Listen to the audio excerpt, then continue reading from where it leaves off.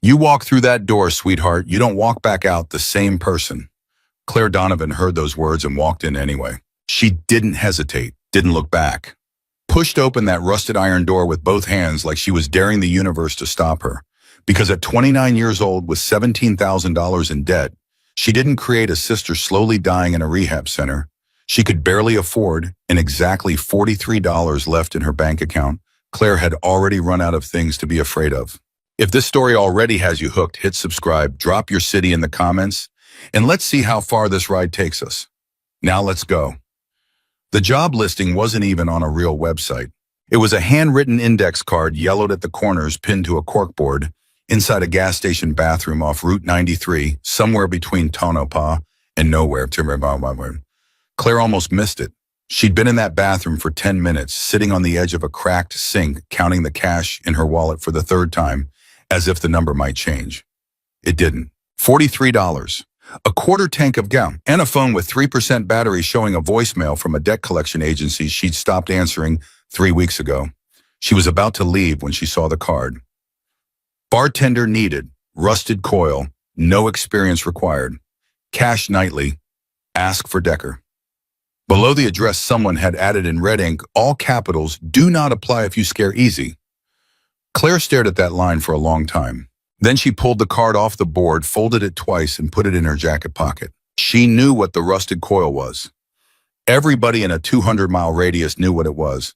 You didn't grow up in rural Nevada and not hear stories about the clubhouse at the end of Copper Road, the compound with the chain-link fence topped in razor wire, the roar of engines that could be heard from a mile away on summer nights, and the reputation that had outlasted 3 sheriffs, 2 federal investigations, and at least a dozen rumors about bodies in the desert that nobody ever confirmed and nobody ever denied. The rusted coil was Hell's Angels territory, had been for 30 years. And Claire Donovan, a broke blonde 5'4" former nursing student from Reno, was about to knock on their door and ask for a job. She almost talked herself out of it twice on the drive over. And the first time was when she passed the county line and the cell signal dropped to nothing.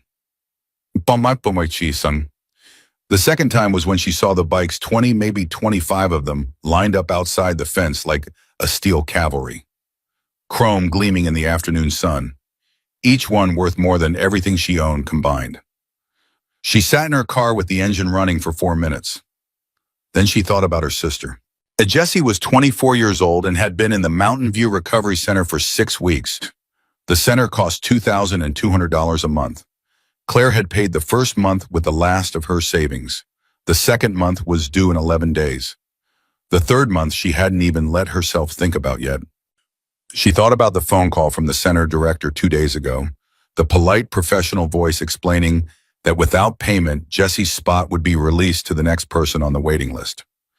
She thought about what the waiting list meant. She thought about what losing her spot meant. She thought about the last time Jessie had relapsed and what she'd found when she'd broken down the bathroom door. Claire turned off the engine and got out of the car. The man at the gate was built like a concrete wall, 6'3", 260, with a beard that had gone gray at the chin and a vest covered in patches Claire didn't try to read. He looked at her the way people look at something that doesn't belong, which was exactly what she was. Private property, he said, not aggressive, just final. I'm here about the bartender job, Claire said. The card at the Texaco on Route 93 said to ask for Decker. The man didn't move for a moment. He looked her up and down the way you'd inspect something suspicious left on your doorstep. You know what this place is? He asked. Yes. And you're still here. I need the job. He studied her another few seconds. Something shifted in his expression. Not warmth, not exactly, but a flicker of something that might have been curiosity. Wait here, he said. He disappeared inside. Claire stood in the sun and didn't move. She could hear music from somewhere inside the compound, something old, something with a heavy bass line she felt in her chest. She could hear voices, laughter, the occasional crack of something metallic. She kept her hands out of her pockets because she'd read once that body language mattered more than words when you were in a situation where the people around you were deciding whether to trust you. She had no idea if that was true. She just needed to not look like she was hiding something. The gate opened again 6 minutes later. A different man came out. Shorter than the first, maybe 5'11", but with the kind of stillness that made him feel bigger than he was. Early 50s, silver-streaked hair pulled back, eyes that were a pale and settling gray that made Claire think of winter skies right before a storm. A long scar ran from his left ear to his jaw, old and clean, like it had been properly stitched. Once upon a time. He looked at her and didn't say anything for a moment. "You drove out here alone," he finally said.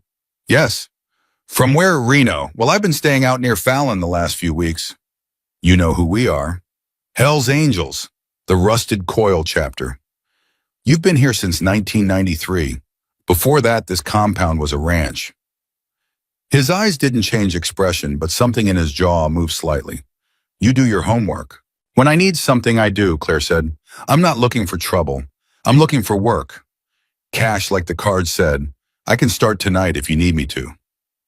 "What's your name?" "Claire Donovan." "What do you know about bartending?" "Claire Donovan."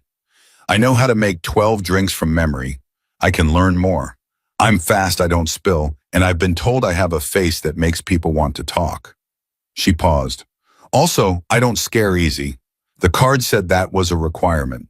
The man was quiet again, then just barely the corner of his mouth moved. "I'm Victor Hayes," he said. "This is my club. Come inside." The inside of this rusted coil hit Claire like a wall of sensation. Noise, smoke, the smell of leather and motor oil, and something frying in a back kitchen. Long wooden bar along the left wall, pool tables in the back, round tables scattered in between, most of them occupied. Bikes parked inside near the far wall, like exhibits in a museum. Every head in the room turned when she walked in. She kept her chin level, kept walking behind Victor like she belonged there. "Everybody," Victor said, not loudly but in a way that carried, "This is Claire. She's interviewing for the bar position." Silence. Then, "You serious, Vic?" A man at the nearest table, mid-40s, heavy-set, thick, dark beard, forearms covered in tattoos, leaned back in his chair and laughed once.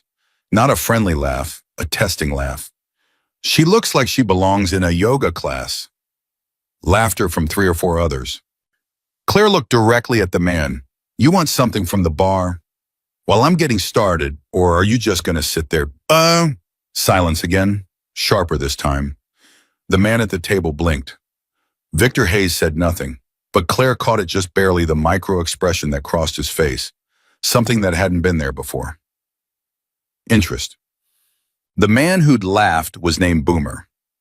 She learned that in the first 20 minutes.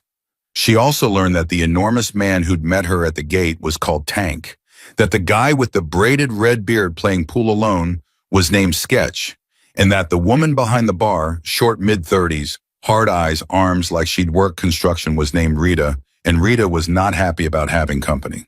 "You last a week, I'll eat my boot," Rita said, sliding past her to grab a bottle from the back shelf without looking at her. "Deal," Claire said. "How do you take it, boiled or fried?" Rita stopped, looked at her sideways, said nothing, but she showed her where everything was. Claire spent the first 2 hours learning the bar the way she'd learned anatomy in her nursing program, systematically, methodically committing the layout to memory, because in a situation where things could go wrong fast, knowing where everything was wasn't just efficiency, it was survival. She learned which regulars drank what. She learned that the far table by the wall was never to be cleared without permission because Victor sat there. She learned that nobody touched the jukebox between 9 and midnight without an invitation from a patched member. She learned fast. She always had. What she didn't learn, what she couldn't learn because nobody told her, was who the man in the corner was. He'd been there when she arrived, hadn't moved, hadn't spoken, tall, lean, with dark eyes that tracked her movements around the bar with the same systematic attention she'd been giving everything else. Late 30s, jaw like something carved from rock. A vice president patch on his vest. He watched her the way someone watches something they haven't decided is a threat yet. She found out his name was Cole Mercer 2 hours later when he walked to the bar, put both hands flat on the surface, and leaned in close enough that only she could hear him. "This is a mistake," he said quietly. Claire looked at him. "The whiskey sour you're about to order, or hiring me." "Don't be cute," he said, flat, no heat in it, which was somehow worse than if there had been. "I'm telling you something real. This isn't a place for people like you. You're going to see things here. Get tangled in things you can't untangle. And when something goes wrong, and something always goes wrong, you're going to be standing in the middle of it with no way out. Claire held his gaze. Are you trying to protect me or scare me off? Both, he said honestly. Appreciate the concern, she said. What are you drinking? He looked at her for another long moment.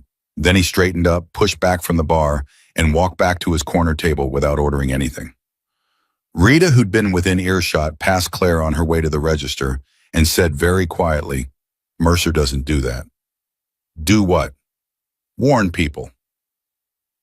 The first real test came at 11:14 that night. Claire had been on her feet for 6 hours. She was running on adrenaline and the half sandwich she'd eaten in the car, and the bar had gotten louder as the night wore on. A visiting chapter had rolled in around 9, doubling the room's population and temperature simultaneously.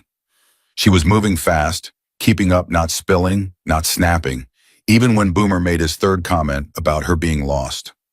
Then the door opened. 2 men walked in who didn't belong. Claire knew it the instant she saw them, not because of what they wore, but because of how they moved.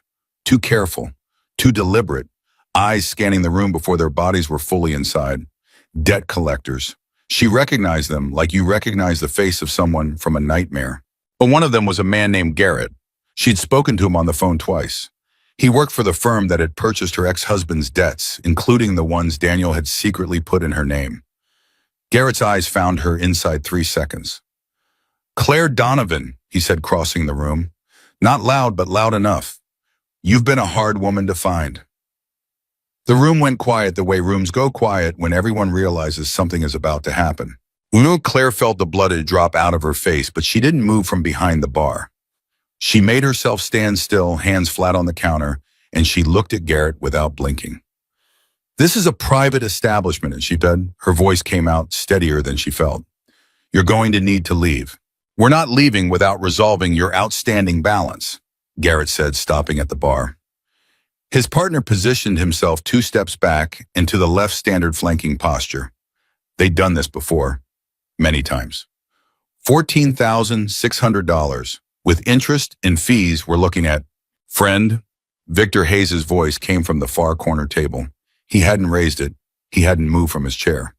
But the word landed in the room like a stone dropped in still water, and every ripple went outward. Nobody invited you in here. Yahoo! Garrett turned slowly, took in the room the bikers who had all quietly and without drama turned to face him. Took in Victor, who was looking at him with those pale gray eyes, like a man examining an insect he hadn't decided whether to remove or crush. Garrett was good at his job. Claire could tell that. But even good men in bad situations make the calculation eventually.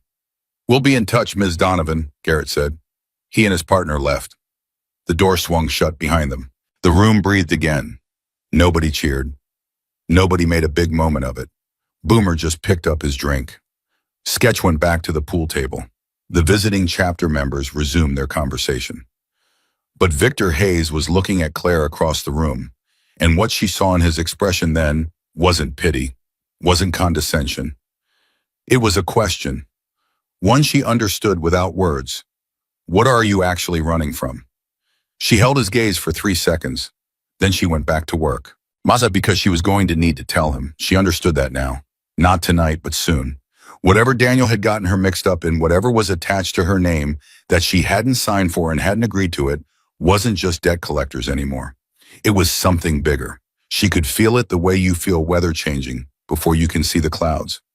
In her bones, in the back of her neck. The rusted coil had protected her tonight without even trying, without knowing her name 24 hours ago.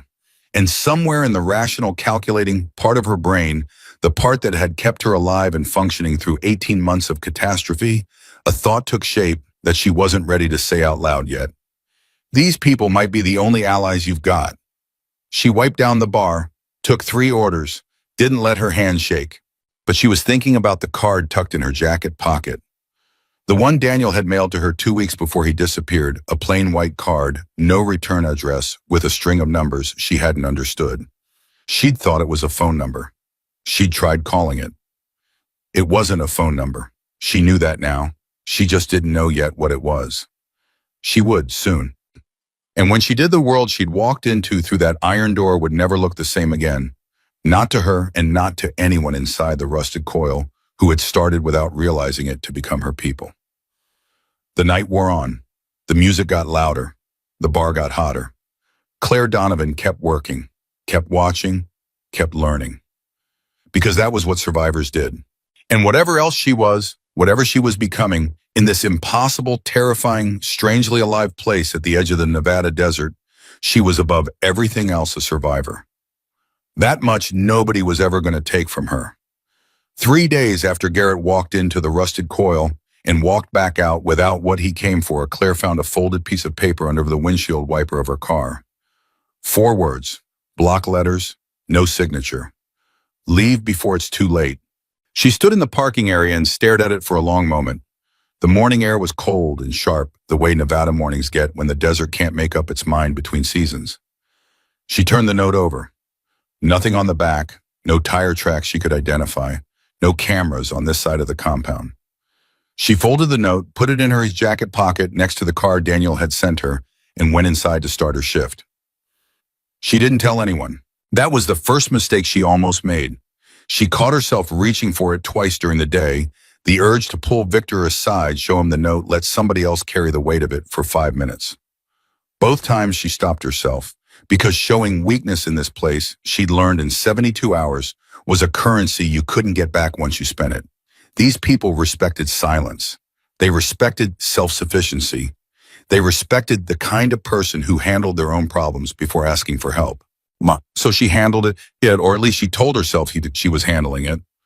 What she was actually doing was waiting, watching, filing information away in the organized, methodical part of her brain that had once made her one of the top students in her nursing cohort before Daniel and debt and disaster had dismantled her entire planned life piece by piece. She was watching who came in the back entrance before the bar opened, who made phone calls outside where the signal was better, who looked at her differently on day 4 than they had on day 1.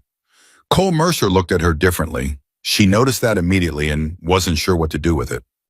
He still didn't trust her, that was clear in the way he tracked her movements around the room without appearing to watch, in the way he went quiet when she was within earshot of conversations at the VP table. But the active hostility of the first night had shifted into something more complicated, something that looked almost like reluctant assessment, like a man who'd already made a decision and was slowly accumulating evidence that it might be wrong. She caught him watching her on the 4th afternoon when she was restocking the back bar alone. She didn't turn around, just said without looking up from what she was doing, "You want to ask me something, just ask." Silence for 3 seconds. "Where'd you study?" he said. She looked up then. "What?" "Nursing. You used the word assess yesterday when Tank was complaining about his knee. Nobody uses that word unless they've had clinical training." And she held his gaze. 2.5 years at Nevada State. I was 8 months from my RN when I had to stop. "Why'd you stop?" "Money, my ex." She paused. Same answer to both questions. Mercer leaned against the doorframe. Something in his expression was doing a calculation she couldn't read. "And the debt those collectors came about, that's from him too. He borrowed money in my name. Spent 2 years building a financial hole that I didn't know existed until he was already gone." She set a bottle down on the shelf with more force than she intended. The crack of glass on wood was loud in the quiet. "He had a gambling problem I didn't find out about until it was too late. By then he drained our joint account max 3 cards I didn't know about and borrowed money from people who don't send polite letters when they want it back." Mercer was quiet for a moment. "How much?" he asked. "Enough," she said. "More than I can fix fast." Another silence. Then, "You should have told Victor about the note." Claire went still. "What note?" "The one under your wiper 3 mornings ago." He watched her face. "Tank saw it. He told Victor. Victor didn't say anything to you because he was waiting to see if you'd come to him." He paused. "You didn't." The air between them shifted. "That's a test," Claire said quietly. "Everything here is a test," Mercer said. "The question is whether you understand what you're being tested on." He straightened up. "Victor doesn't care that you're scared. He cares whether you're honest about it." He left without another word. Claire stood alone in the back bar for 60 seconds, breathing slowly, recalibrating. Then she went to find Victor Hayes. She found him in the back office, a room that smelled like motor oil and old coffee, with a metal desk buried under paper and a vintage map of Nevada pinned to the wall with 4 thumbtacks. He was on the phone when she knocked on the open door. He held up one finger without looking at her and finished the call in 45 seconds. "You're going to show me something," he said when he hung up, not a question. She put both pieces of paper on the desk, the warning note and Daniel's card with the number sequence. Victor picked up the warning note first. Read it once. Set it down. Picked up Daniel's card and studied it for longer. "How long have you had this?" he asked. "About 3 weeks. He mailed it to my sister's address. No explanation, no return address. Just that." "And you don't know what the numbers are?" "I thought it was a phone number. It's not. I tried an account number. It's too long." She hesitated. "I think it might be a file reference, like a document locator, but I don't know what system." Victor set the card down and looked at her with those gray eyes that had the unsettling quality of seeing more than they should. "Tell me about your ex-husband," he said. "Everything." So she did. She told him about Daniel Donovan, charming, handsome, the kind of man who made every room feel warmer when he walked in and left it hollowed out when he left. She told him about the early years when she believed the money problems were temporary, when she covered his gaps because she loved him, and that's what love does. She told him about finding the first secret account statement in a jacket pocket 3 years into the marriage, and the story he'd told her, convincing, specific, the kind of lie that's so detailed it collapses under its own weight if you pull the right thread, which she hadn't pulled because she hadn't wanted to. She told him about the gambling, the pattern she'd missed because she'd been in clinical rotations 60 hours a week and exhausted down to her marrow. The way the debt had grown in the dark, like something organic feeding on her credit and her name while she was busy trying to become someone who saved lives. She told him about the night as she came home to an empty apartment, furniture gone, bank account zero, a handwritten apology on the kitchen counter that explained nothing and accounted for nothing and made her feel more alone than she had in her entire life. Victor listened to all of it without interrupting once. When she finished, he was quiet for a moment. "And you think the number on that card is connected to why people are still coming after you," he said. "Ossie Garrett, the debt collector. He said the account had been flagged. That's the word he used, flagged, like someone had put a marker on it from outside his firm. He said he'd been asked to locate me specifically, not just collect." She paused. "Debt collectors don't get asked to locate people. They send letters. They call. They don't drive 200 miles into the Nevada desert to knock on a door." Victor picked up the card again, turned it over twice. "I'm going to have someone look at this," he said. "Who?" He looked up. "Someone good." He set the card down. "In the meantime, you work your shift. You don't go anywhere alone after dark. You see anything that doesn't feel right, you come to me immediately. Not after, immediately. Understand?" "Yes." "And Claire," he held her gaze, "next time something happens, you come to me the same day. I can't protect what I don't know about." It was the first time he'd said the word protect in relation to her. It landed somewhere in her chest she hadn't expected. "Understood," she said. She left the office. In the hallway outside, she leaned against the wall for 10 seconds with her eyes closed, breathing. Let herself feel how close she was to the edge she'd been walking for 18 months.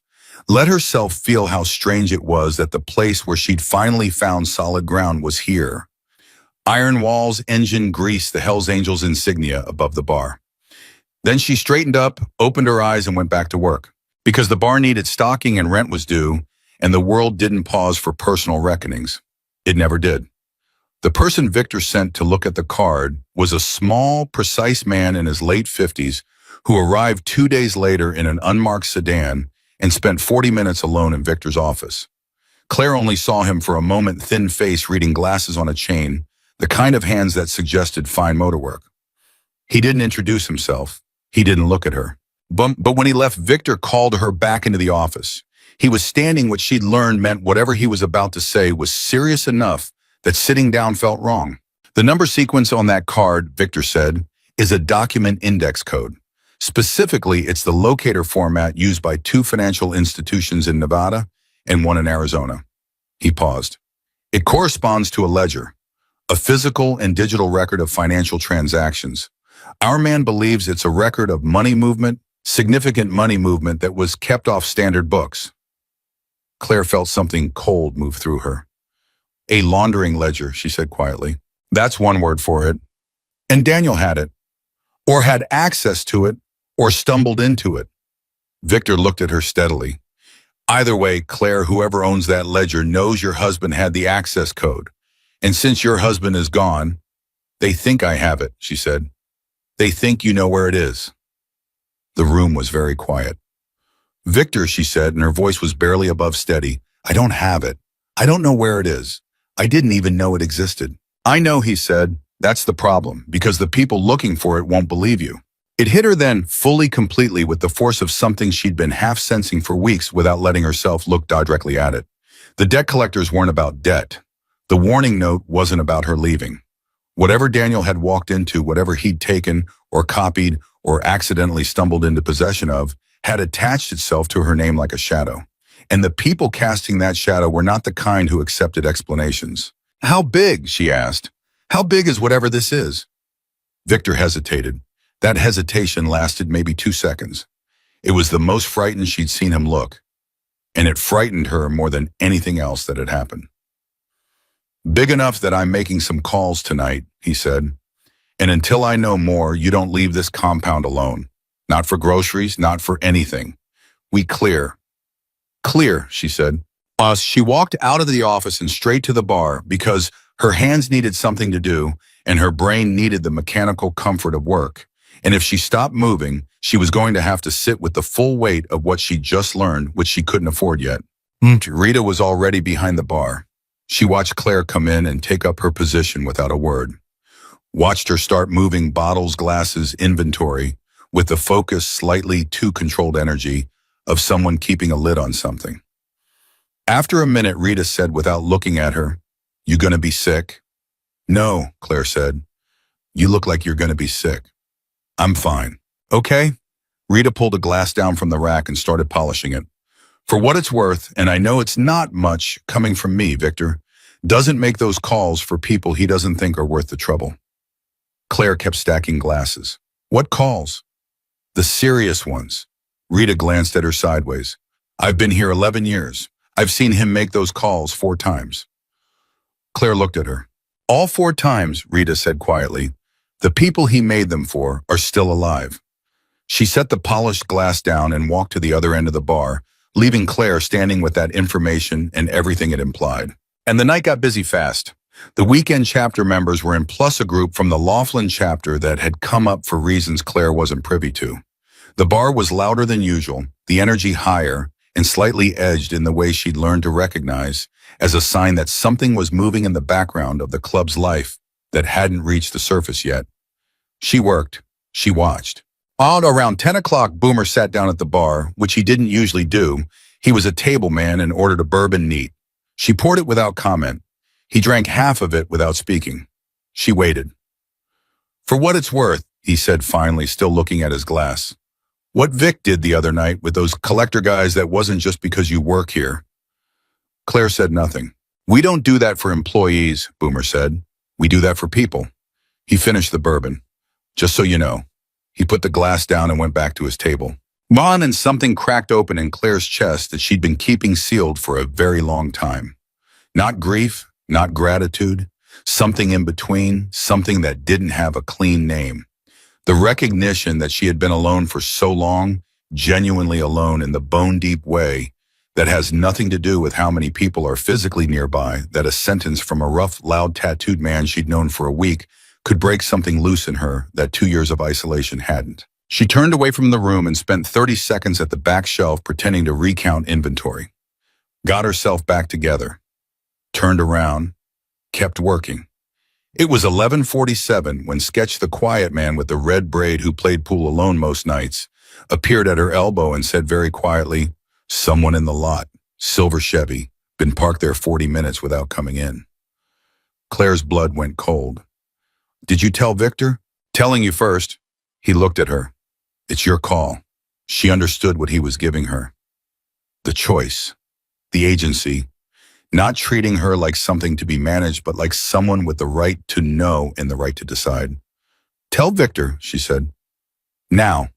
Sketch nodded once and disappeared. Victor moved within 2 minutes. Quiet coordinated the kind of efficient response that told her this club had procedures for things like this that had been practiced until they were automatic. 3 men went outside through the side exit. 2 others repositioned inside near the door. The silver Chevy left the lot 4 minutes later, moving fast. Victor came back inside and found her at the bar. Nevada plates, he said. Rental. We got a partial on the number. He studied her face. You're holding together. I'm holding together, she confirmed. Good. He leaned on the bar close enough to speak low. I heard back from one of my calls. The ledger your ex-husband had access to there are names in it. Political names, law enforcement names, he paused. Local deputy sheriff names. Claire stared at him. One of the men who's supposed to be investigating the harassment you've been experiencing, Victor said carefully, may be the same man who's directing it. The bar noise continued around them, glasses, music, laughter, the crack of a pool cue, the ordinary noise of an ordinary night. Inside Claire Donovan's chest, something went very still. Which deputy, she asked. Victor held her gaze for a moment. That's what I don't know yet. And until I do trust nobody with a badge. Nobody. Not a traffic stop, not a wellness check, nothing. You come to me. I understand. He straightened up, moved toward the VP table. Claire stood behind the bar and looked out at the room at Boomer, at Sketch at Tank, by the door at Rita, moving efficiently at the other end, and felt the full disorienting, complicated truth of where she was settle into her bones. She had walked into this place with $43 and a desperate need for rent money. She had walked in expecting to be mocked, maybe used, possibly endangered. What she hadn't expected was this, whatever this was. Not safety. She wasn't naive enough to call it that. Not yet, not with silver rental cars in the parking lot and a corrupted deputy somewhere in the machinery working against her. But something adjacent to safety. Something that felt like people who meant what they said and did what they meant and didn't apologize for either. She thought about Daniel, about the card he'd sent, about whatever he'd stumbled into or stolen or sold access to that had made her, without her knowledge or consent, a target in somebody else's war. She thought about Jessie in the recovery center, 10 days from losing her spot. She thought about the number sequence Victor's man had identified, the ledger it pointed to, the names it apparently contained. And she thought about something her grandmother had told her once when she was 9 years old and afraid of a dog on their street. A big dog. Aggressive, always straining at its chain. Baby, the dogs that bark at you from a chain aren't your real problem. The real problem is the ones that don't make a sound before they bite. Somebody had been silent for a very long time. She just hadn't known who. She did now, or close enough to it. Cole Mercer came to the bar at last call. He didn't order anything. He just stood there for a moment, and she could tell from the angle of his arm and the set of his eyes that he'd heard something. Not everything, but enough. You still think this was a mistake? She asked. Me being here. He looked at her for a long moment, the kind of look that has a lot of history running beneath its surface. Yeah, he said. She waited, but not for the reasons I thought, he added quietly. Then he walked away. And Claire Donovan, standing behind the bar of the most dangerous room she'd ever been in, surrounded by outlaws who had shown her more honesty in 10 days than most people manage in a lifetime, Claire let herself feel, just for 1 second, something she hadn't felt in a very long time. Like she might actually survive this. Then she picked up a rag and wiped down the bar because the night wasn't over, and neither was she. The call came at 2:47 in the morning. Claire was asleep on the cot Victor had set up in the back storage room, a temporary arrangement that had quietly become permanent over the past week after the silver Chevy incident, made everyone agree that her driving back to her rental alone at night was no longer acceptable. She'd stopped arguing about it after the second night. The cot was uncomfortable and the room smelled like cardboard and motor oil, and she'd slept better there than she had in months. Her phone lit up. Jessie's number. She grabbed it before the second ring. Jess, Claire. Her sister's voice was strange. Too flat, too controlled, the way Jessie got when she was working very hard to stay inside herself. I need you to listen to me carefully and not panic. What happened? Not a question, a demand. A man came to the center today. He said he was your husband's attorney. He asked the front desk for your contact information, and when they wouldn't give it, he asked which room I was in. A breath. Claire, he knew my name. He knew I was your sister. He knew I was here. Claire was already sitting up, feet on the floor, shoes in her hand. Did he get to you? No, the center director called security, but he left a card. A pause. It just has a phone number on it and a message for you. Wow. What message? Jessie's voice dropped to barely above a whisper. He said, tell your sister that what Daniel took doesn't belong to her, and if she returns it quietly, everyone moves on. If she doesn't, another pause. Longer. He said, if she doesn't, the sister becomes the conversation. The room went ice cold. Jessie, listen to me, Claire said, and her voice was the steadiest it had ever been in her life, because it had to be, because her sister needed it to be, because fear was a luxury she could not spend right now. You're going to go to the director's office right now, tonight. You're going to ask them to note in your file that you have a security concern and that no one, no attorney, no family member, no one claiming to represent anyone, is to have contact with you without my written authorization. Can you do that? Yes. Good. Do it now. Stay on the phone with me while you walk there. She heard Jessie moving, heard a door open, heard the soft, institutional sounds of a recovery center at 3 a.m, distant TVs, the hum of a quarter light. So while her sister walked, Claire was pulling on her jacket with one hand, already moving toward Victor's room at the end of the hallway. She knocked twice. The firm specific knock she'd learned was the one that meant emergency without meaning catastrophe. Victor's voice came through the door in 4 seconds. Alert. Already awake or close enough to it that the difference didn't matter. Yeah. I need 5 minutes, Claire said. Doors open.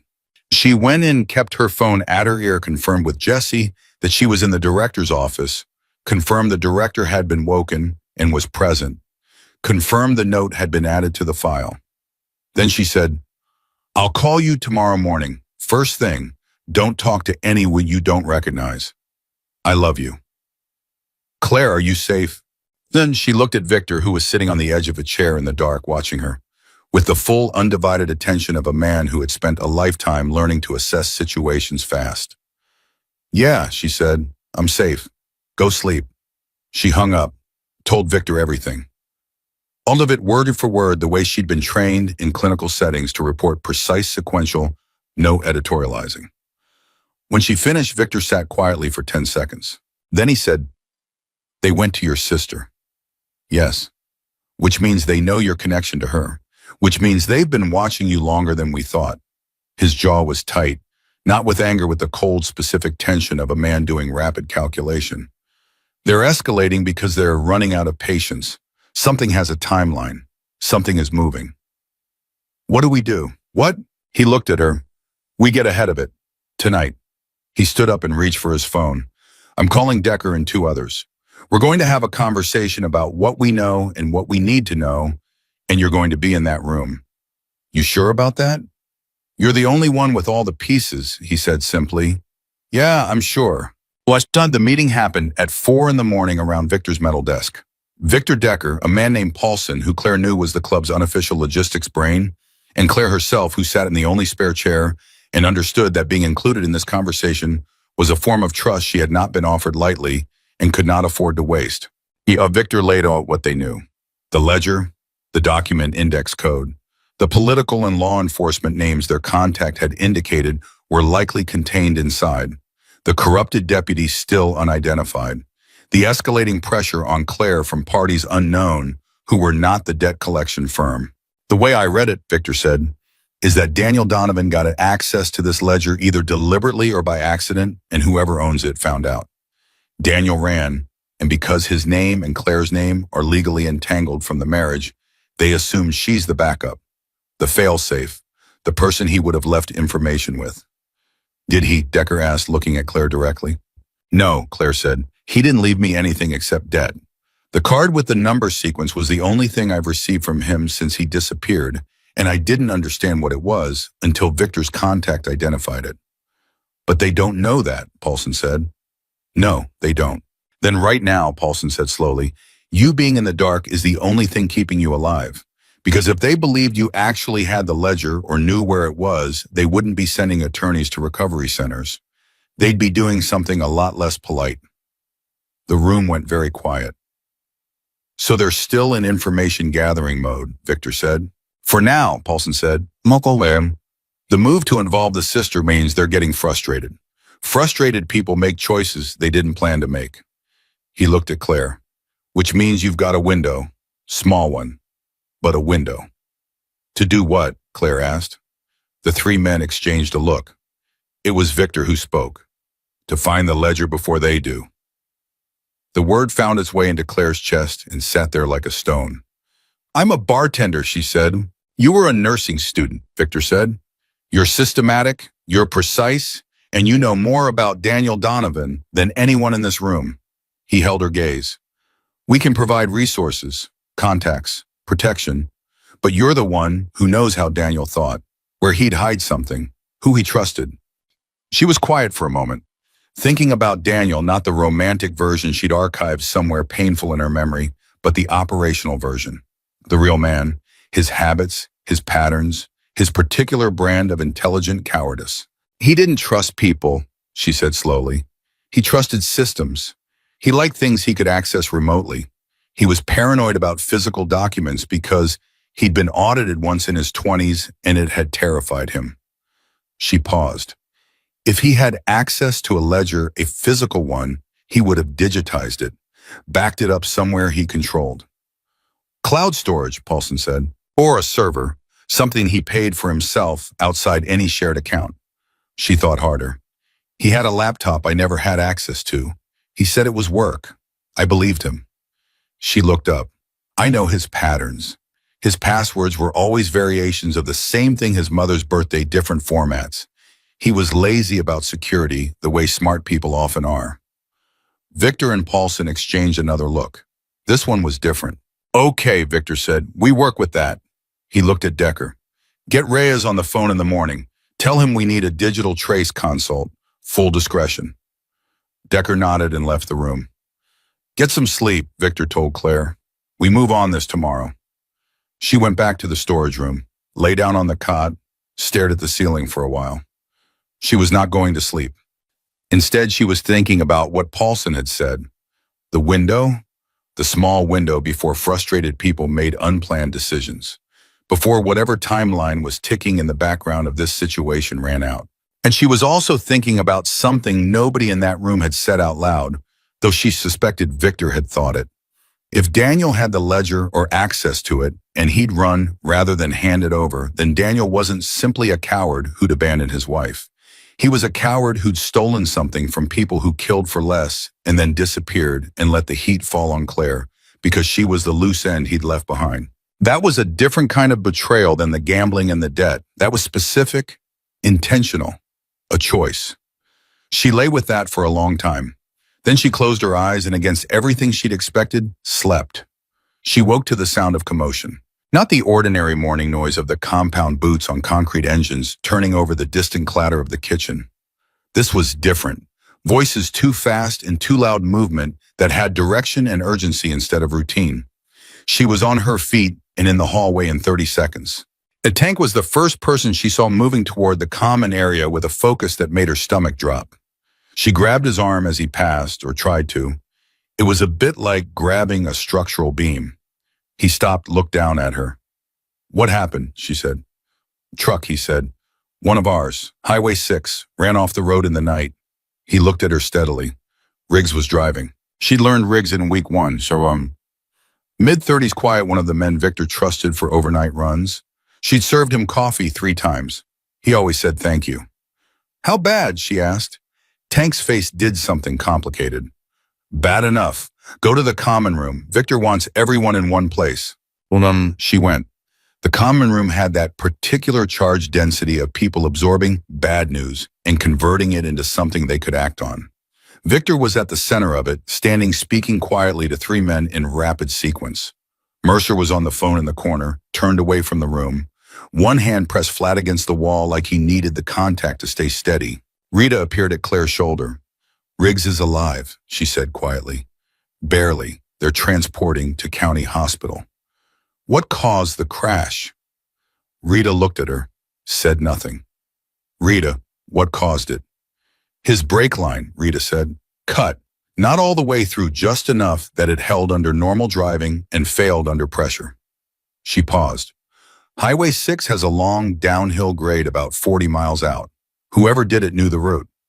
Claire absorbed that, felt the weight of it settle into the room she was standing in, into the faces of the people around her, into the morning that had suddenly become something different than it was before. Someone had tried to kill a member of this club, on a road, at night, in a targeted, premeditated way that required knowing schedules and routes.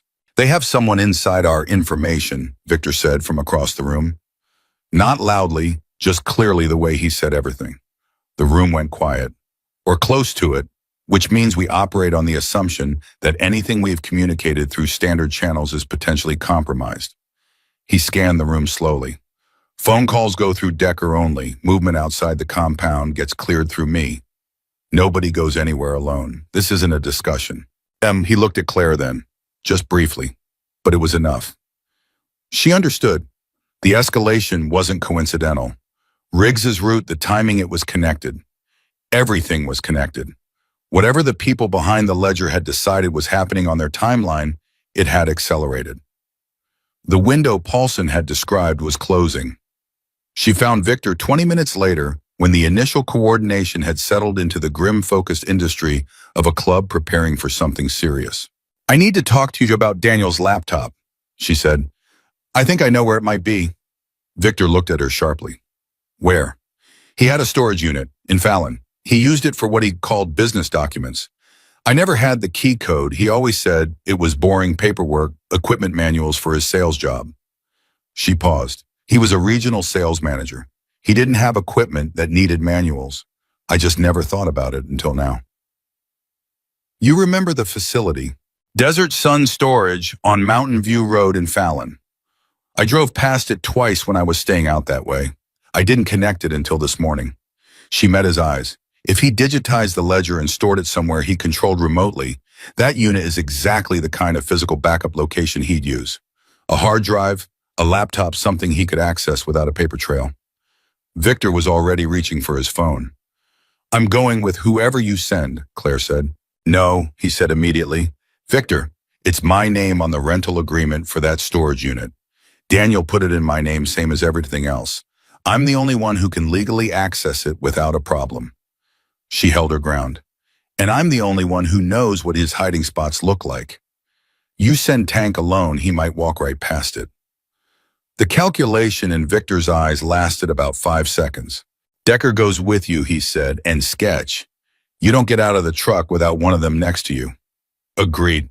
You find anything at all, you don't touch it before Decker photographs it. Everything gets documented before it gets moved." "Understood."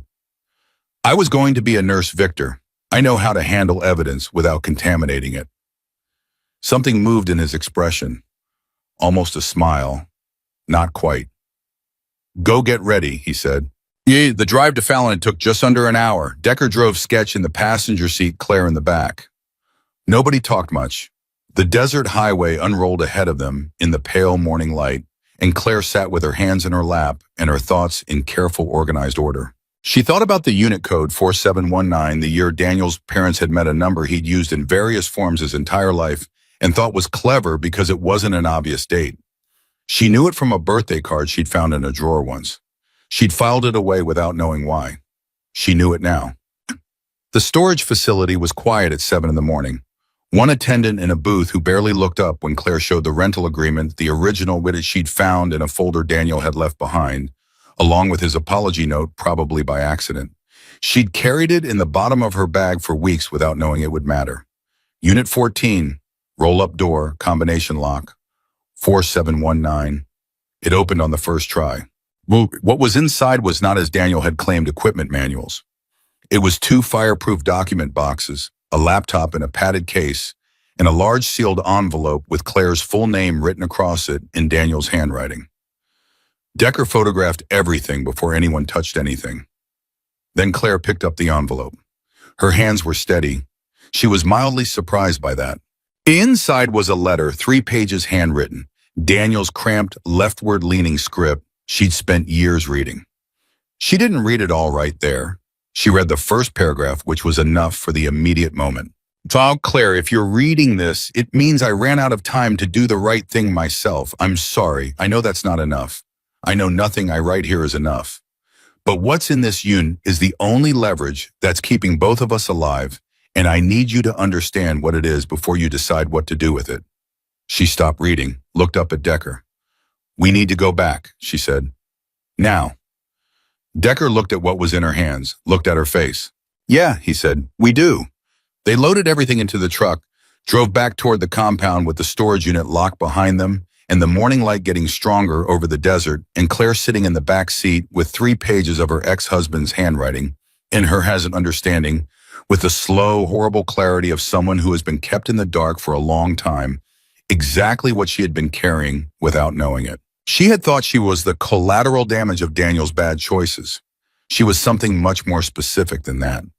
She was the only person outside the cartel structure who had full legal access to the one record that could dismantle everything they'd built.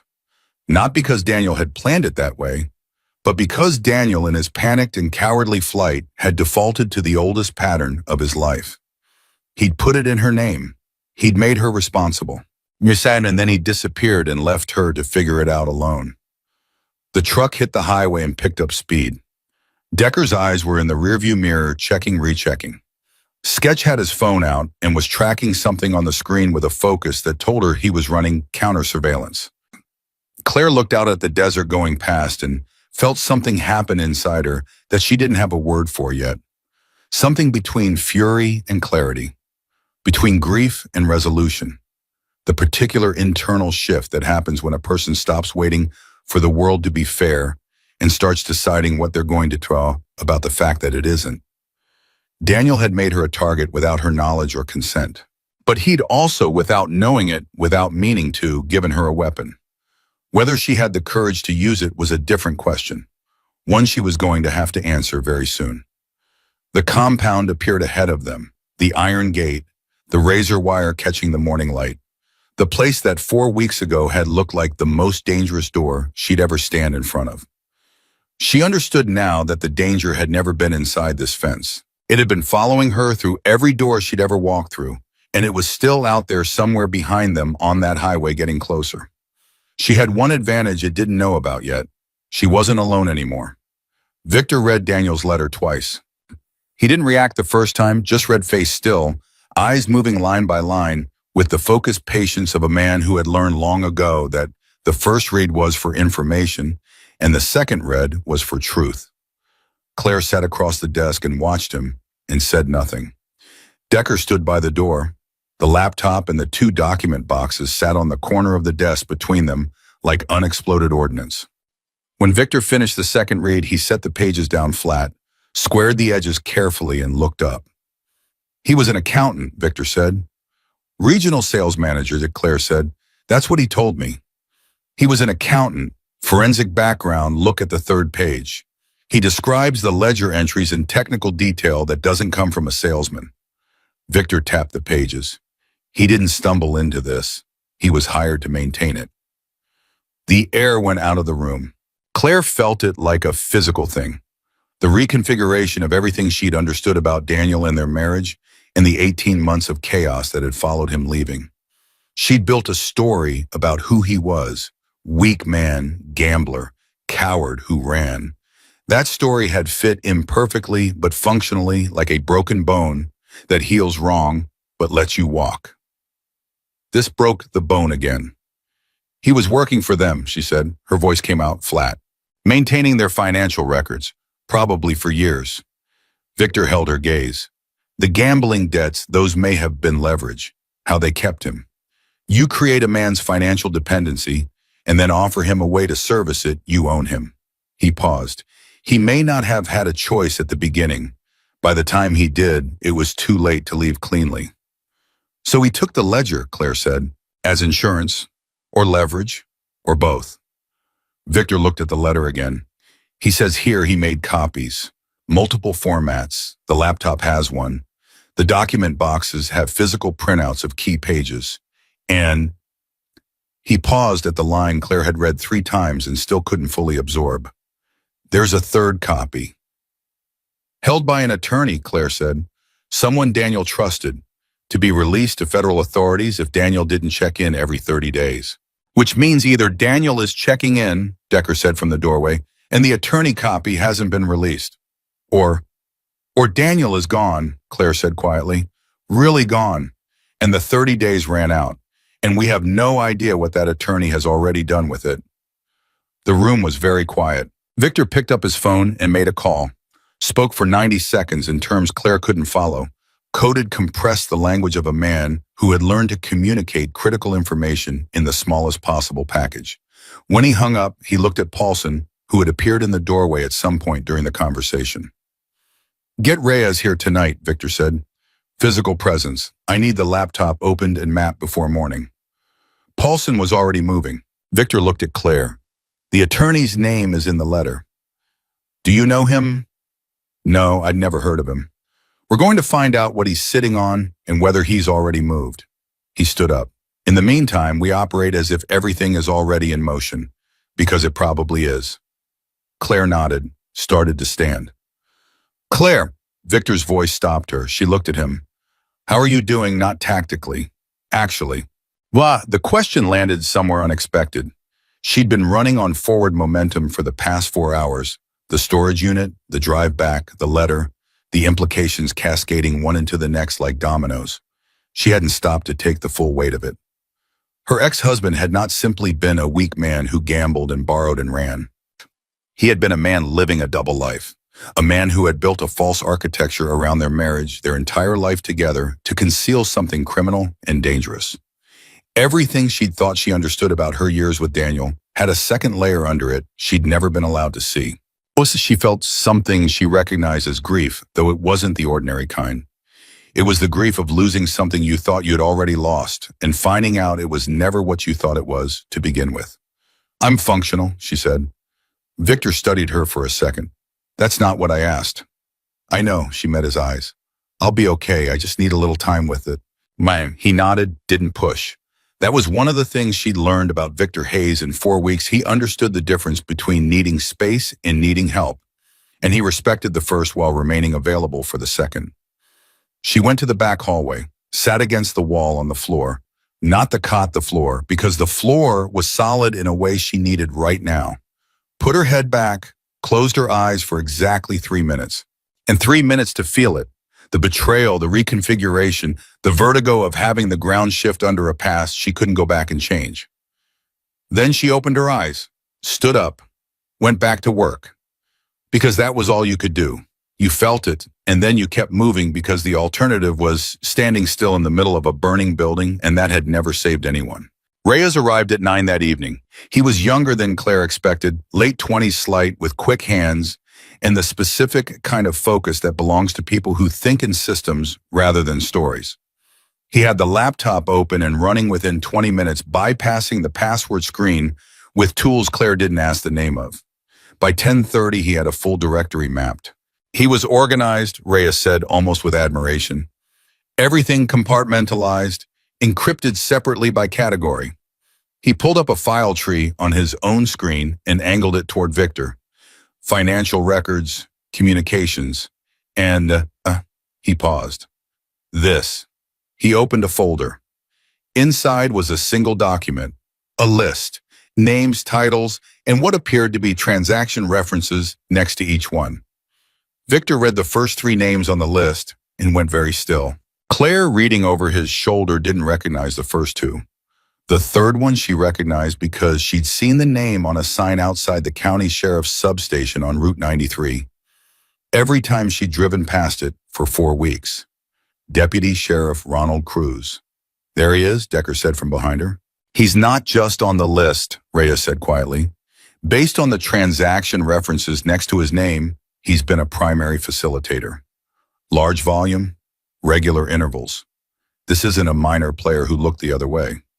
He paused. This is someone who actively moved money and actively managed interference with investigations. Which means he knew about us, Victor said. He's probably been watching the compound for months, Paulson said, which means these. And then it hit the room simultaneously the way realizations sometimes do when they're so large they can't be processed individually, everyone absorbing it at the same second, the same collective intake of breath. The silver Chevy, the warning note, Riggs's brake line. He knows she's here, Claire said. He's known this whole time. Victor's phone rang. He looked at the screen, a number Claire didn't recognize. He answered on speaker without hesitation. The voice that came out of the phone was male, calm, almost pleasant. The voice of a man who was very comfortable with the kind of power that doesn't need to raise itself to be heard. Mr. Hayes, I think it's time we talk directly, don't you? Who am I talking to? Victor said. Someone who has a significant interest in a piece of property currently in your compound, and someone who has until now been patient. A pause. That patience has a limit. I'd like to discuss terms. Terms, Victor said. The word in his mouth was completely flat. The woman and whatever she recovered today from the storage facility in Fallon. In exchange for that, your club continues to operate without difficulty. You have my word. The room was absolutely silent. Every person in it was looking at Victor. Victor was looking at the phone with an expression Claire had not seen on him before. Not anger, not calculation. Something colder than both. And if I decline, Victor said, then this becomes considerably less pleasant for everyone. Another pause. You have until midnight tomorrow. Mr. Hayes, I'd encourage you to think carefully. This isn't a situation you win by holding your ground. This is a situation you survive by being intelligent. The call ended. Nobody spoke for a full 5 seconds. Then Mercer, who had been standing in the corner so quietly Claire had almost forgotten he was there, said, "We need to move her. Tonight." "Agreed," said Decker. "If they know about the storage unit run," Paulson said, "they probably have eyes on the approaches to the compound. Moving her tonight means moving through surveillance." "Then we do it right," Victor said. He was already thinking Claire could see it in the quality of his stillness, the way his eyes had gone to a middle distance. 3 vehicles, 2 decoys. Claire goes in the middle vehicle, different direction than the decoy switches at the Fallon junction. He looked at Mercer. "You coordinate the vehicles." Mercer nodded and left immediately. Victor looked at Claire. "You have 20 minutes to pack what you need." "I'm not running," Claire said. Silence. "Excuse me," Victor said, not angry, carefully neutral. "Running means they win and Jessie loses her place in the center because I'm not here to keep paying for it, and the ledger becomes the only leverage anyone has, and whoever that man is on the phone walks away clean." She held Victor's gaze. "I'm not running. I want to talk about what we do instead." The silence stretched for 4 seconds. It felt longer. "Talk," Victor said.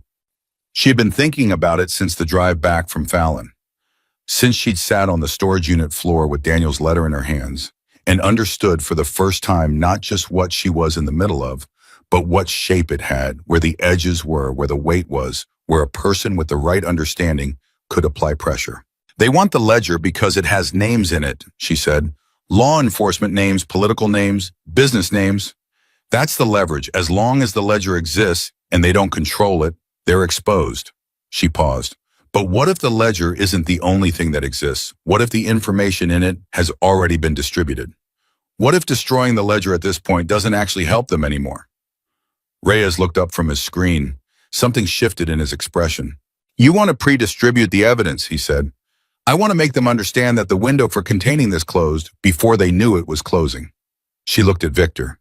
"If copies go to the FBI field office in Las Vegas, to a federal prosecutor's office, to 2 investigative journalists tonight before midnight, then the phone call they were waiting for us to make becomes meaningless. They can't threaten us with exposure of what's already been exposed. That triggers an immediate federal investigation," Paulson said, "which also means this compound gets scrutinized." "I know," Claire said. She looked at Victor steadily. "I know what I'm asking. I'm asking you to trust that a federal investigation into a money laundering and public corruption case is survivable for this club, because the alternative is letting people who murder brake lines on dark highways keep controlling the situation. The room was very quiet again, a different quality of quiet than before. Victor looked at her for a long moment. Then he looked at Reyes. How fast can you make secure copies and route them? 90 minutes, Reyes said. If I start now. Start now, Victor said. Reyes's hands were already moving. What happened next happened fast, and it happened all at once, which was how catastrophe always worked. Not sequentially, but simultaneously, as if the universe saved up multiple disasters and released them together for efficiency. Reyes had been working for 40 minutes. The copies were partially routed. Claire was at the bar with Rita because movement and routine were the only things keeping her functional, and Rita had silently put a cup of coffee in front of her without being asked, which was Rita's highest expression of solidarity. The first explosion hit the north wall. It's not a gunshot, not a vehicle, an explosion concussive structural, the kind that you feel in your teeth and your chest simultaneously before your brain has even processed the sound. The building shook. Something fell from the shelf above the bar and shattered on the floor. Rita grabbed Claire's arm before she'd fully registered what had happened. Back, Rita said. Now, move. And the second awe explosion hit within 30 seconds of the first, closer. Claire smelled smoke and felt heat that didn't belong to any ordinary source. Someone was yelling outside. Multiple voices, not panic coordination, which meant the people outside the fence were organized. The lights went out. Emergency lighting kicked in, red-tinted, disorienting. Victor's voice cut through the noise from the common room. Everybody, not on the response team, gets to the interior hallway center of the building. Move. Claire was already moving, Rita beside her. The hallway was filling 3 patch members who'd been inside Reyes, clutching his laptop to his chest like a child with a vital toy, Paulson on his phone talking in rapid, urgent shorthand. And through the walls, Claire could hear what was happening outside. The sound of it was enormous and close, and coming from multiple directions, which meant this wasn't a warning or a negotiation tactic. This was an assault. This was the patience running out. Reyes, Claire grabbed his arm in the hallway. The distributions. How many went out? 2 of 4, he said. His voice was tight but controlled. FBI field office copy confirmed delivered. 1 journalist confirmed. The federal prosecutor's office and the second journalist are still queued. Can you send them from here right now? I need 30 seconds of signal. Get signal, send them, do it now. He moved toward the exterior wall where the signal was stronger, staying low. Claire beside him. She felt the wall vibrate with something outside, another impact somewhere to the east. Reyes's fingers moved across the keyboard. 38 seconds, the longest 38 seconds of Claire Donovan's life. Sent, he said. Both confirmed. She grabbed his shoulder. Good. Now stay down. Unid Victor appeared at the end of the hallway. He had blood on his forearm, not serious surface, and the calm of a man who had been in combat before and had made his peace with the inside of it long ago. Behind him, Tank and 2 others were moving with weapons drawn and the particular deliberate speed of men who knew exactly what they were doing. Claire saw. Victor's eyes found hers immediately in the red-lit chaos. You okay? The distributions went out, she said. All 4 confirmed. And something moved in his face, relief. Real relief, the involuntary kind. Good. He looked at Reyes. Good. Then back at her. We're going to hold this position. There's a natural defensive point at the center junction, and we have people on the perimeter. They knew we'd be ready for something, but not for how ready. He paused. I need you to stay in this hallway. I need you to not be heroic. I'm not heroic, she said. I'm practical. Good. Stay practical in this hallway. He was gone before she could answer. And what followed was 40 minutes that Claire would spend years trying to describe accurately and never quite succeed. It was noise and heat and the smell of smoke that got thicker and then thinner as the fire response teams did their work. It was the sound of things happening outside, explosions, giving way to gunfire, giving way to something that sounded like organized retreat. It was Victor's voice periodically reaching her through the walls, not the words, but the tone, controlled, present, giving orders rather than receiving them, which told her the situation was not lost. It was Rita sitting next to her on the hallway floor with her back against the wall and her arms crossed in an expression of absolute furious determination that somehow made Claire feel steadier than she had any right to feel. "You doing okay?" Rita said during a brief lull when the noise outside dropped to something manageable. "Ask me again in an hour," Claire said. "Fair enough." Rita was quiet for a moment. "For what it's worth, the distributions you got out tonight, that was the right call." "We don't know that yet." "Yeah, we do," Rita said, "because there's only one play that ends this thing instead of just moving it somewhere else. You found it." She paused. "I've been here 11 years. I've seen a lot of people walk in and out of this club. Most of them were exactly what they looked like." She glanced at Claire sideways. "You're not." Before Claire could respond to that, Decker appeared at the end of the hallway. His vest was torn, and there was ash on his face, and he was breathing hard, but he was upright and present, and when Claire looked at him, she could read from weeks of learning to read these people that the news was not the worst possible kind. "North perimeter held," he said. "East took damage, the walls partly down, but the interior structure is solid. They're pulling back." He looked at Claire directly. "And Victor says, there's someone at the east gate you need to see." Something in the way he said it made her stomach drop. "Who?" she said. Decker looked at her with an expression she couldn't read. "He says he knows you." She went to the east corridor with Decker beside her, through a door that had buckled in its frame but not broken. Across a room that smelled heavily of smoke and had a crack running diagonally up one wall that hadn't been there 2 hours ago. Victor was at the east gate with Tank and 2 others, and in front of them, hands up, ash-covered with a cut on his forehead that had bled down the left side of his face and dried there in a rust-colored streak, stood a man Claire had not seen in 18 months. She stopped walking, and the man's eyes found her face across the space between them. He looked terrible thin, in a way he hadn't been frightened, in a way she'd never seen him, and beneath the fear something that might have been relief, which told her how desperate his situation had become, if seeing her was the part that felt like rescue. "Claire," Daniel Donovan said. His voice was wrecked, raw, the voice of a man who had been running for a very long time and had finally run out of road. I know. Just let me explain." The silence that followed lasted 4 full seconds. Victor was watching Claire. Not Daniel, not the gate, Claire. He was watching her face with the focused, careful attention of someone who understood that what happened next depended entirely on what she decided. And that was the thing. She realized that standing there in the damaged corridor with smoke in her lungs and ash on her jacket, and 40 minutes of siege warfare still ringing in her ears, it was her decision. Not Victor's, not Mercer's, not the club's. For 18 months, she had been reacting to things Daniel had set in motion. Tonight, the momentum shifted. Whatever happened next, she was going to be the one who chose it. Then she looked at her ex-husband across the space between them. Looked at the man who had borrowed against her name, built a false life inside their marriage, fled and left her holding the consequences.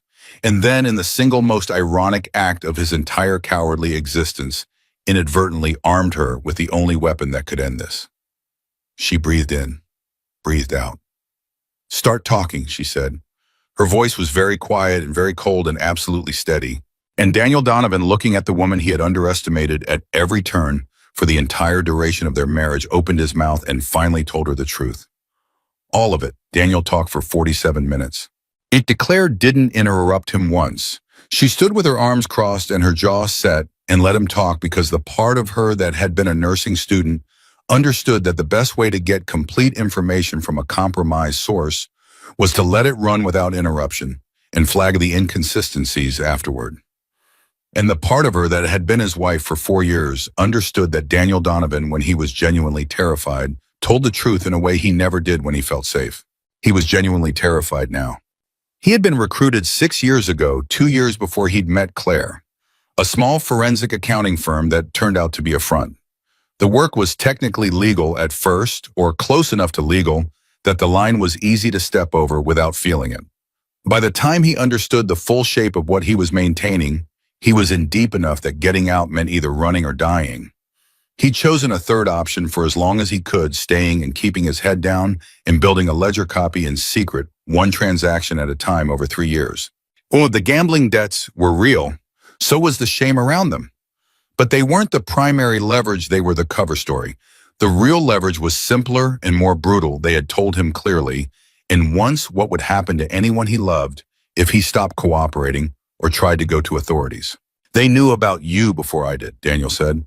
His voice had the hollow quality of a man confessing something that had been eating him from the inside for years. Before we were even together, they vetted you, ran your background. When I started seeing you, they told me she's clean, she's useful, keep her in the dark, and she's a buffer. If she knows nothing, she can honestly say she knows nothing. He looked at Claire with red-rimmed eyes. I told myself I was protecting to you. For a long time, I actually believed that. But you were also protecting yourself, Claire said. Still quiet, still cold. Yes, he said, no hesitation. Yes, I was. Victor, who had been standing to the side listening, said nothing. This was not his conversation to participate in. He understood that.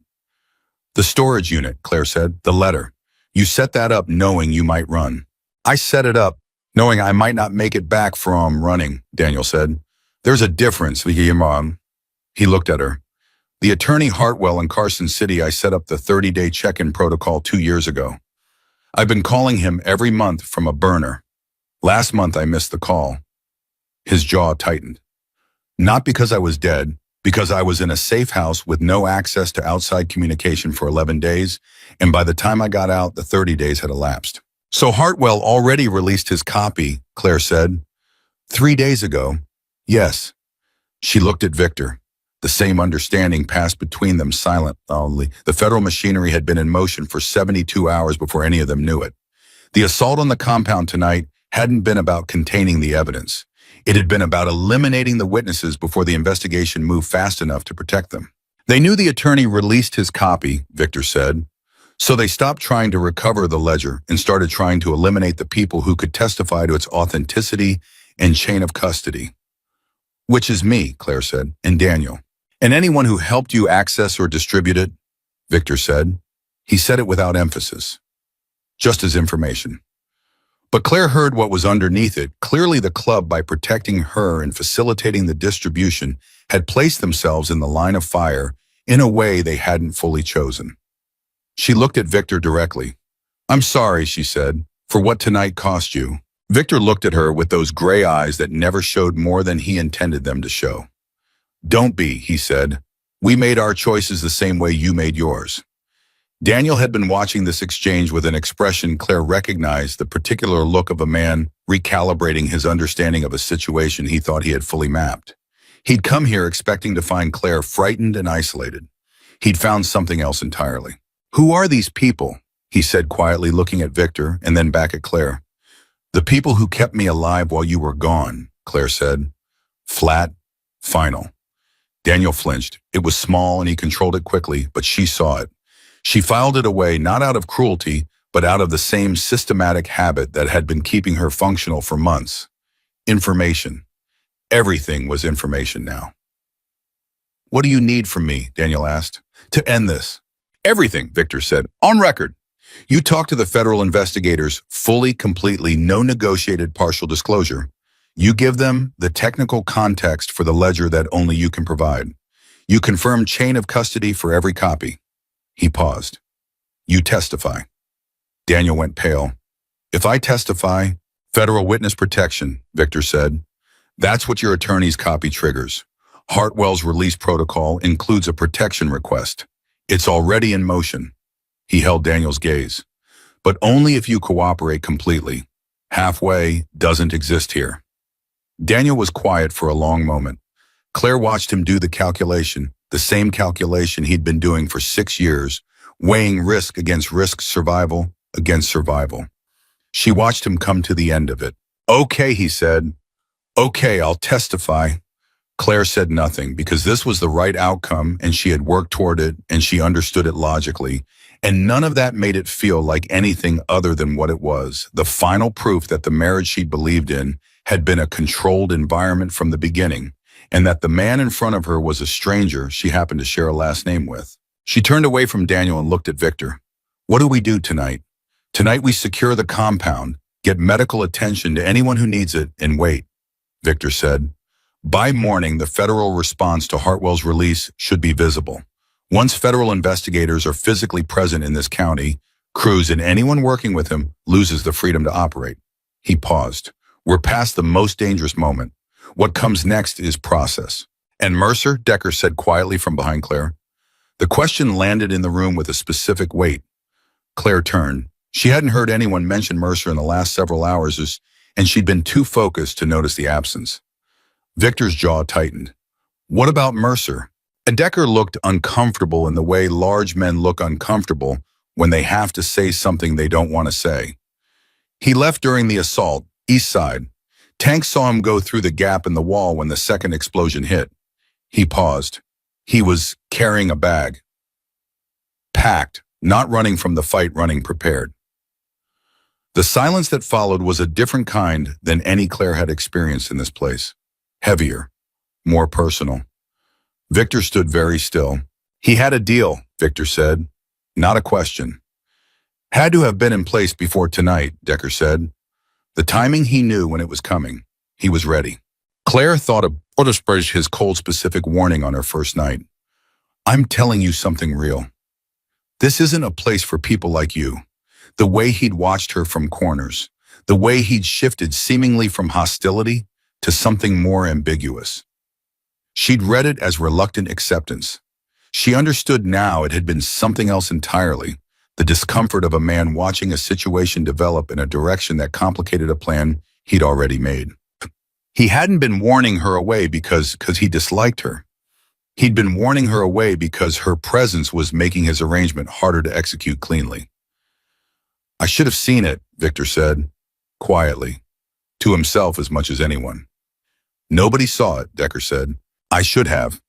Victor's voice was not self-pitying. It was precise and honest, and it moved on immediately the way his voice always did. Find out where he went. Don't approach, find out and report. That's all for now. Decker left. Victor stood with the weight of what he'd just learned for exactly 3 seconds. Claire watched him absorb it, integrated it, and file it into the compartment where he put things that were going to require a reckoning that couldn't happen tonight. Then he looked at Claire. Get some rest, whatever you can manage.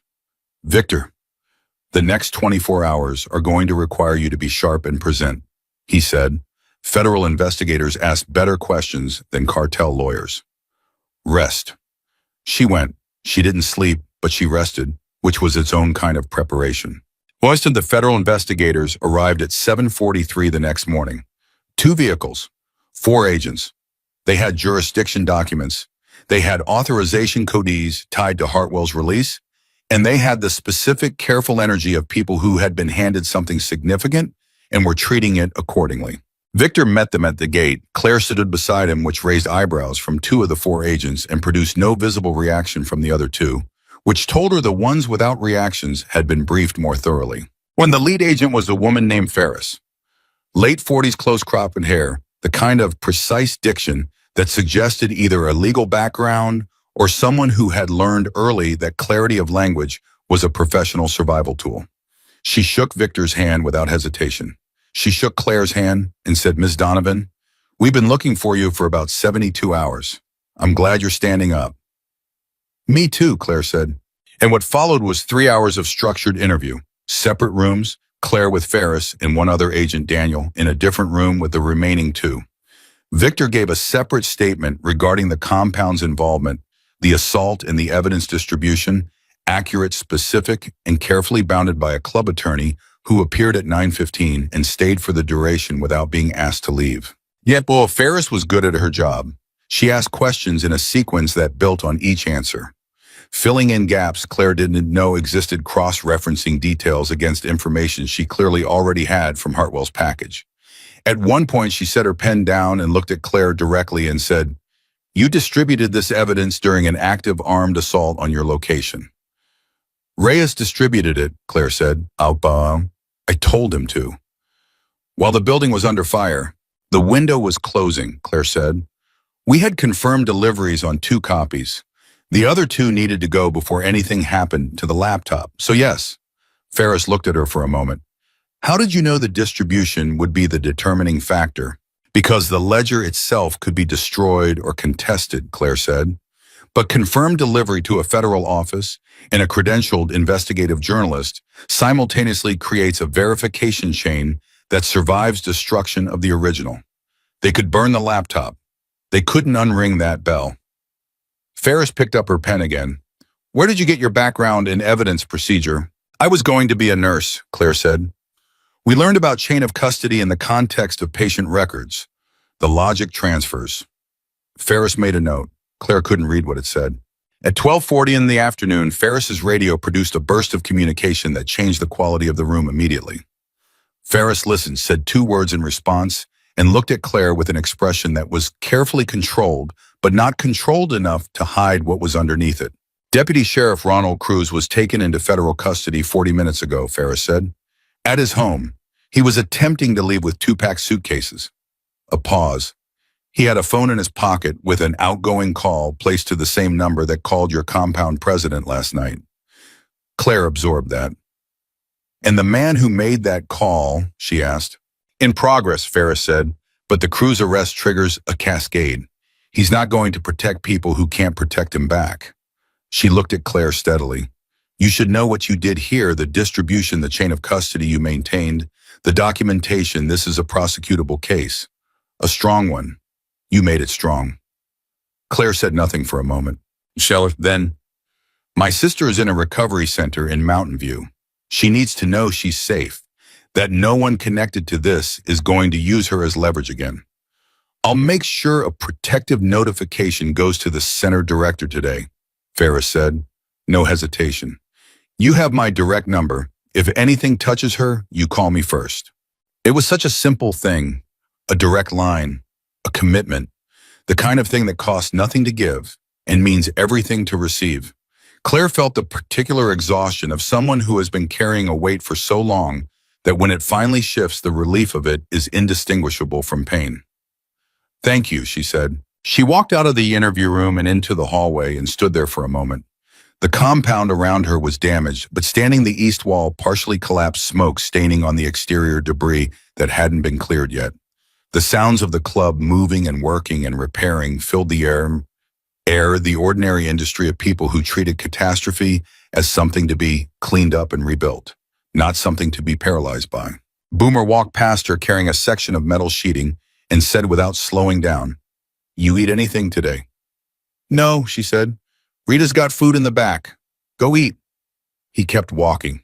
She almost smiled. She found Victor outside, standing near the east wall, looking at the gap where Mercer had walked out the night before. He didn't hear her approach, or maybe he did and chose not to turn, and for a moment she just stood near him and looked at the same space he was looking at. Will you find him? She asked. Yes, Victor said. What happens then? He was quiet for a moment. That's a club matter. She understood that meant the answer was not something he was going to say out loud, and she understood it in the way she'd come to understand most things about this place, not as a threat or an evasion, but as a boundary between 2 worlds that had become briefly and intensely adjacent without ever fully merging. I'm sorry about Mercer, she said. I know what it costs. When someone you trusted... Yeah, Victor said quietly, cutting the sentence off gently but clearly, not because he didn't feel it, but because feeling it was private. She respected that. What happens to the club? She asked. With the federal investigation invisible to scrutiny. We handle scrutiny, Victor said. We've been handling scrutiny for 30 years. He glanced at her sideways. The difference this time is we did something unambiguously right. That's a position I don't hate. She looked at him. Did you know when you told Reyes to start the distribution? Did you know what it would bring down on the compound? Victor was quiet for 4 seconds. I knew it would bring something. I didn't know exactly what. He looked at her directly. But you were right that it was the only play that ended it instead of just moving it. I knew that much. You trusted my read, she said. I trusted your read, he confirmed, simply, like it was the most natural thing in the world. 3 months later, the rusted coil reopened. Plus, the east wall had been rebuilt stronger than the original reinforced steel framing, which Tank had overseen with the focused satisfaction of a man who takes structural integrity personally. The bar itself was exactly as it had been, which was a deliberate choice. Rita had supervised the restoration to exact specifications, and anyone who suggested a single modification had been informed politely but definitively that Rita would handle it. The night of the reopening, the parking area was full before 7. 2 visiting chapters. The Laughlin crew. People who'd heard the story, and the story had spread the way stories spread in communities where loyalty is the primary currency. Claire worked the bar. Not because she had to, the federal case had moved with the speed that federal cases move when the evidence is clean, and the cooperating witnesses are credible, and a victim restitution process was underway that would in time address some portion of the debt Daniel's choices had created. Not because she had no other options. Ferris had quietly mentioned in the follow-up meeting 2 weeks after the arrest that the investigative journalist who'd received the ledger distribution had been asking about the woman who'd arranged it under fire and had used the phrase, wants to talk about possibilities. And she worked the bar because she chose to, because she was good at it, because this place and these people had become something she didn't have a clean word for and didn't need one. Jesse had come to see it once 3 weeks after the siege when the repairs were still ongoing and the place still smelled of fresh concrete and new wood. She'd stood in the doorway and looked at the bar and the bikes and the patched members moving through their ordinary routines, and she'd looked at Claire behind the bar, and she'd said, "This is where you've been. This is where I've been," Claire said. Jesse had been quiet for a moment. Then she'd said, "You look different." Different how Jesse had thought about it. "Like yourself," she finally said. "Like you again, but more so." Claire had thought about that for a long time afterward. Like herself, but more so. She decided it was the most accurate thing anyone had said about what the last 4 months had done to her, not changed her into someone different, but stripped away the layers of accommodation and fear and performed smallness until what was underneath was just Claire. Clear and present and unashamed of the space she took up. The reopening night got loud in the way the bar always got loud, organically, incrementally, the sound of people who liked each other in an uncomplicated way. Boomer told a story at the bar that had 4 people laughing hard enough that drinks spilled. Sketch won 3 consecutive games of pool and was insufferably quiet about it. Tank stood by the door and watched the room with the specific contentment of a man guarding something worth guarding. Victor came to the bar at 9:30. He didn't order anything. He just stood there for a moment the way he sometimes did, and Claire looked at him and waited. "Heard from Ferris today," he said. "The main indictment came down. 14 names. Crew's 4 other law enforcement officers, 3 county officials, and 6 private business interests." He paused. "The lead figure, the man on the phone, was arrested this morning in Phoenix." Claire set down the glass she'd been polishing. "It's done," she said. "The criminal phase is done," Victor said. "The legal process takes as long as it takes. But the people who drove that car past your compound and cut Riggs's brake line and firebombed this wall," he looked at the east wall, newly rebuilt, solid and clean. "They're in federal custody, all of them." Claire absorbed that, felt the weight of it settle. "Riggs?" she asked. "Walking," Victor said, "slowly but walking." She nodded, picked up the glass again, finished polishing it, and set it on the rack with the others where it caught the bar light and held it. She had walked into this place with $43, a desperate need, in the particular courage that looks from the outside exactly like having nothing left to lose. She had walked in expecting to be used or dismissed or broken. She had found instead something the world outside this fence spent enormous energy pretending didn't exist among people like these honor. Consistency, the specific undecorated loyalty of people who said what they meant and meant what they said and did not require you to be anything other than exactly what you were. As soon as she had not become one of them, she understood that distinction and respected it. She was Claire Donovan, former nursing, student bartender, survivor, the woman who had distributed a federal evidence package during an armed assault and kept her hands steady doing it. She was her own category. She had earned that. But she was theirs too in the way that mattered, the way that couldn't be given by a patch or a vote or a ceremony, the way that could only be earned through the particular fire of shared crisis, shared cost, and shared choice. Boomer set his empty glass on the bar. "Another one when you get a chance, Claire." "Give me 30 seconds, she said. "Take 40, he said. "You've earned it." She poured his drink, slid it across the bar. Moved to the next order, in the next fluid, efficient present, exactly where she was supposed to be. Outside, Nevada stretched dark and enormous under a sky full of stars that had been there long before any of this began, and would be there long after every courtroom had gone quiet, and every wound had healed into scar tissue, and every story had found the place where it finally honestly came to rest. Claire Donovan had walked through a door the rest of the world refused to open, and she had never once looked back.